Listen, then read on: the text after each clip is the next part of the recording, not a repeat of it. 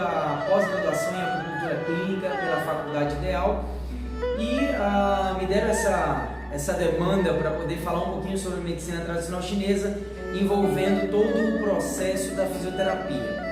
Eu vou fazer uma exposição breve sobre a medicina tradicional chinesa no consenso geral, para que você possa entender como é que funciona toda essa logística, e aí logo depois da exposição eu explico como que ela pode ser ou um tratamento principal ou coadjuvante da fisioterapia, ok? Bom, a priori a medicina tradicional chinesa ela tem mais de 6.000 anos antes de Cristo, com vários relatos, tanto na China quanto em outros locais do mundo, que faz com que a acupuntura seja extremamente antiga, uma das medicinas mais antigas que a gente tem no mundo, seja na parte antropológica ou na parte filosófica ou até teológica.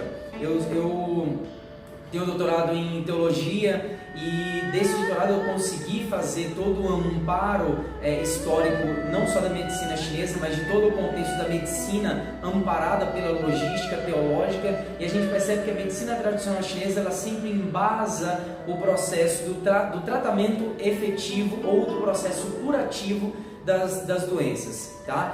A medicina tradicional chinesa, na verdade, ela está calcada em uma força chamada de Tao, que é o equilíbrio, que nós vamos traduzir isso para a medicina ocidental como sendo homeostase. E para falar a verdade, a homeostase ela não existe. A homeostase ela é a tendência ao equilíbrio, mas o equilíbrio, para falar a verdade, ele não existe. Isso significa dizer então que o Tao, assim como a homeostase, é uma forma de tendência orgânica universal para que você tende ao equilíbrio orgânico e de fato à saúde plena. Lembrando que só pelo fato de você levantar de uma cadeira ou sair de um lugar para o outro, subir e descer uma escada, você já alterou o seu estado fisiológico e vai ter que rever todo o seu estado fisiológico para que você tende ao equilíbrio novamente, assim como o Tao. Esse Tao, que é o equilíbrio, ele está amparado por duas grandes forças, que é o Yin e o Yang, sendo que o Yang é uma coisa mais transcendental, energética, é o pensamento, é o expansivo, é o calor, é o grande, é o masculino, e o Yin é o feminino, o introspectivo, é a matéria, é o feminino. Então são duas forças totalmente diferentes uma da outra, que são totalmente dependentes uma da outra para que você atinja o equilíbrio orgânico e ou mental, tá? Nesse sentido, então, essas duas forças regem o que é a tendência ao equilíbrio, que é o Tao. Só que essas duas forças, elas se organizam de forma universal, assim como nós entendemos a criação, o ser humano na Terra. Nós precisamos de 5 forças elementares, que nós vamos chamar então de 5 elementos, que vão fazer com que gere a vida e organize a vida como um todo. Esses 5 elementos então são fogo, a terra, o metal, a água e a madeira. Parece estranho pensar assim, mas todos os nossos elementos orgânicos eles estão calcados nessas 5 forças, nessas 5 funções elementares vitais, que chamamos então de 5 elementos.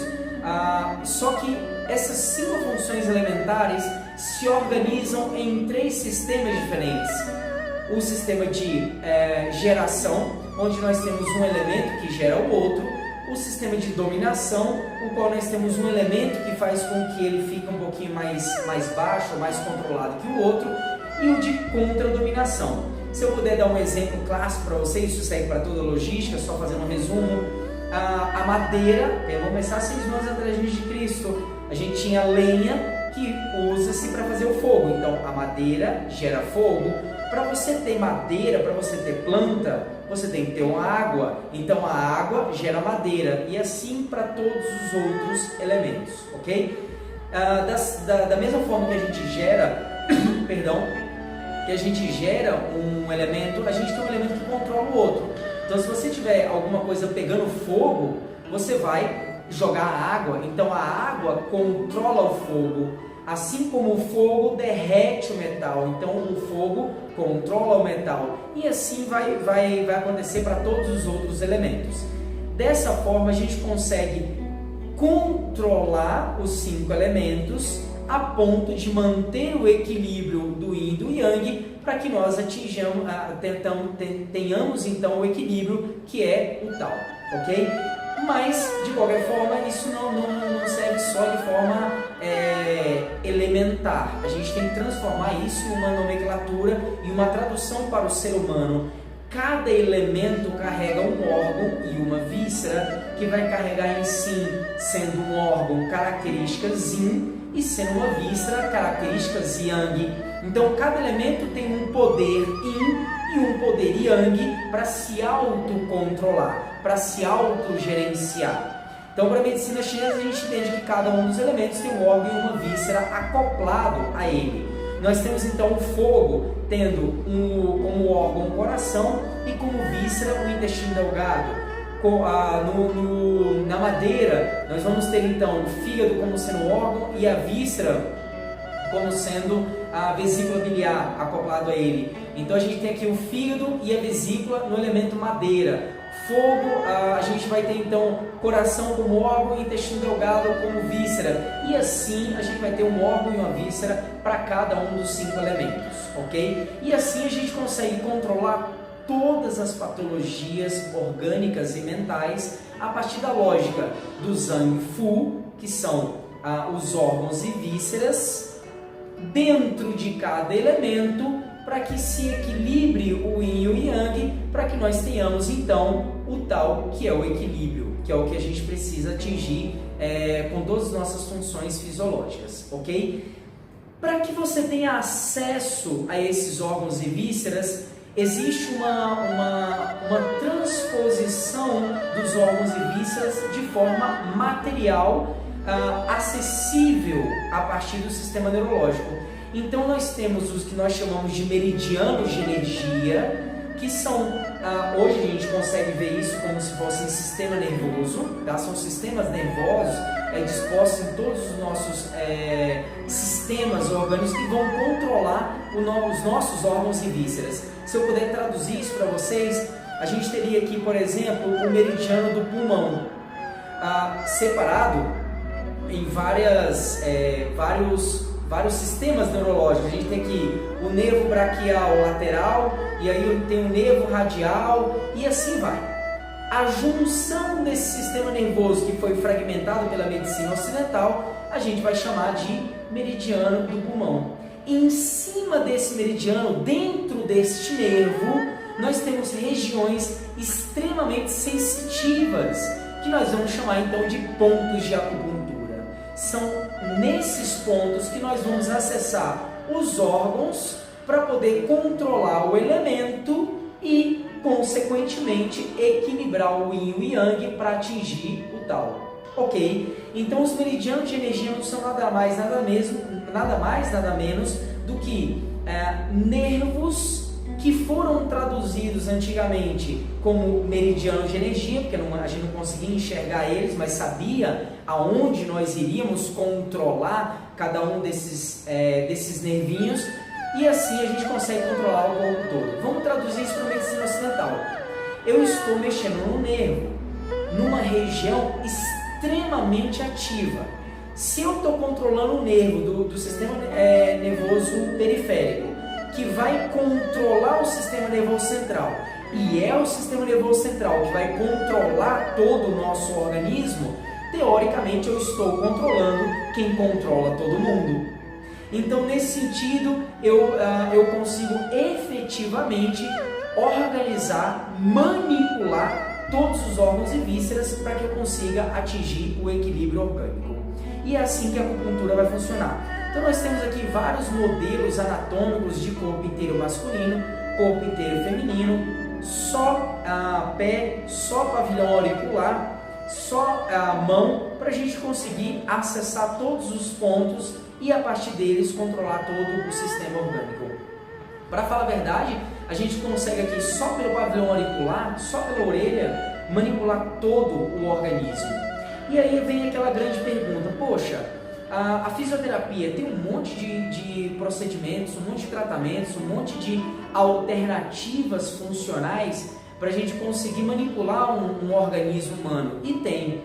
RPG vai entrar no processo, Pilates vai entrar no processo, TENS, infravermelho, Enfim, todos os maquinários e tecnologias usadas são extremamente funcionais. Só que entra um grande ponto. A gente consegue resolver um problema local, mas o causador do problema, muitas das vezes, ele não é resolvido. Vamos imaginar, só para a gente fazer assim, uma linguagem mais simples, para a gente não ficar um vídeo muito longo. Se a gente puder imaginar uma pessoa que ela é depressiva ou tem sintomas depressivos, mas não é diagnosticada com depressão, ela vai ter uma hipercifose torácica.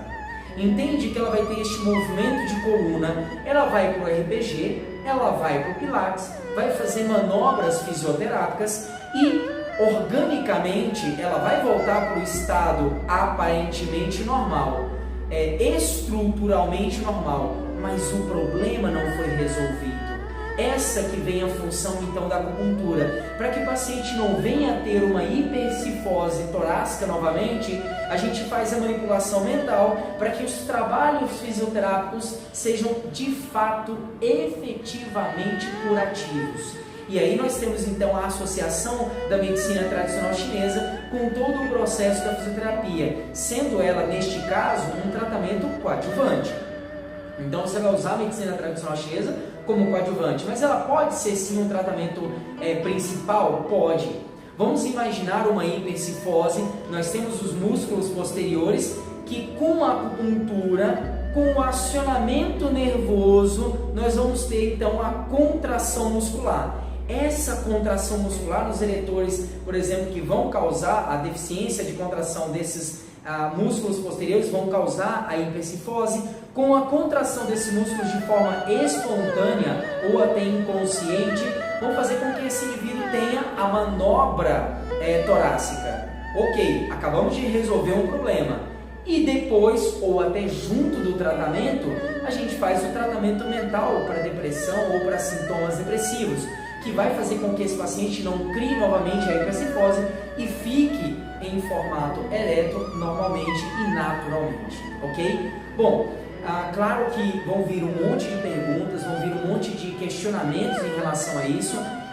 Vou deixar meu telefone aqui embaixo, tá? Tanto meu telefone pessoal quanto o telefone da clínica. Como eu sou diretor da pós-graduação de acupuntura clínica, fico à disposição de todos vocês para tirar dúvida, não só depois dessa disciplina, mas de como funciona. Convido a todos vocês do curso de fisioterapia. A gente tem aqui no curso médico, biomédico, fisioterapeuta, administrador, advogado, porque a acupuntura, a medicina tradicional chinesa, para falar a verdade, ela não é específica para profissionais da área de saúde, ela é específica para o ser humano, para que ele use essa filosofia para a interação dele com o mundo e consequentemente com o universo, ok? Então qualquer profissional está bem-vindo aqui na clínica para poder ter acesso a essas informações. Quiserem passar uns dias aqui na residência com os alunos de fisioterapia da pós-graduação ou com os alunos de outros cursos na pós-graduação, sintam-se extremamente bem-vindos, de portas abertas e totalmente abraçados, para que vocês conheçam efetivamente a medicina tradicional chinesa e a gente pare de usar a medicina chinesa ou a própria acupuntura para dor, para analgesia, para dor de cabeça, porque a acupuntura ela não serve só para isso, ela vai muito além do que esses problemas ocidentais, ela vai muito além do que só problemas comuns do cotidiano, ela veio para curar e para deixar o indivíduo de um sentido patológico para um sentido de saúde plena. Se a gente tira o paciente de onde ele está e coloca ele em outro ambiente, seja mental, seja físico, seja orgânico, não importa, ele muda todo o contexto e a interação que ele tinha com o ambiente universal, ok?